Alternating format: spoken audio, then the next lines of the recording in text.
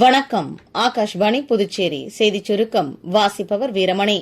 பிரதமர் திரு நரேந்திர மோடி இம்மாதம் பிற்பகுதியில் கனடாவில் நடைபெறவுள்ள G7 உச்சி மாநாட்டில் கலந்து கொள்ள உள்ளார். கனடிய பிரதமர் திரு மார்க் கார்னி நேற்று பிரதமர் திரு நரேந்திர மோடியை தொடர்பு கொண்டு இதற்கு அழைப்பு விடுத்துள்ளார். இன்று பக்ரீத் திருநாளை முன்னிட்டு குடியரசுத் தலைவர் திருமதி திரௌபதி முர்மு, பிரதமர் திரு நரேந்திர மோடி, மக்களவைத் தலைவர் திரு ஓம் பிர்லா, புதுச்சேரி துணைநிலை ஆளுநர் திரு கைலாஷ்நாதன், முதலமைச்சர் திரு ரங்கசாமி உட்பட பல்வேறு கட்சி தலைவர்கள் இஸ்லாமிய மக்களுக்கு வாழ்த்து தெரிவித்துள்ளனர். மத்திய தகவல் ஒலிபரப்புத்துறை இணையமைச்சர் டாக்டர் எல் முருகன் நாளை மறுநாள் புதுச்சேரியில் மாநில சட்டப்பேரவைக்கான தேசிய ஈவிதான் செயலியை தொடக்கி வைக்க உள்ளார்.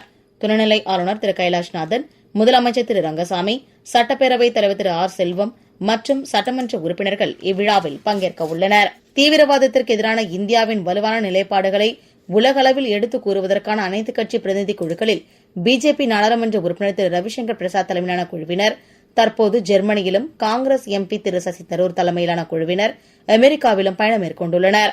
வில்லியனூர் திருக்காமேஸ்வரர் கோவில் பிரம்மோற்சவ விழா நேற்று கொடியேற்றத்துடன் தொடங்கியது. தொடர்ந்து 13 நாட்கள் நடைபெறும் விழாவில் இன்று திருக்கல்யாண உற்சவமும் நாளை தேர் திருவிழாவும் நடைபெற உள்ளது. புதுச்சேரி முருங்கப்பாக்கம் முத்துமாரியம்மன் கோவில் கும்பாபிஷேக விழா நாளை காலை 8 மணிக்கு நடைபெற உள்ளது.